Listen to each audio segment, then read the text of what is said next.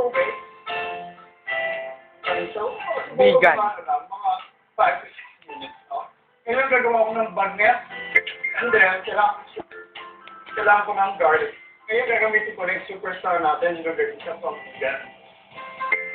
Ito, parang Italian din ni Kakain, no? The Italian. Chili flakes, boy. Now, para may konting added bonus, Tuyo. prepare mo lang siya, sumahalo siya. Tuyo. Pwede na siya, nalagyan ko siya ng tomato sauce. Yun. Naririnig dito, parang kakagutom, saka nakaka-extra yung pasta. Tubig. Ito may fish product natin yun, hanggang sa pwede na natin ibalik sa... So, nakita nyo, lumagpos yung pasta natin, dapat al dente, no? Nalagyan natin ng mga earth. Basic. Ayan. Konti pang salt. Cheese.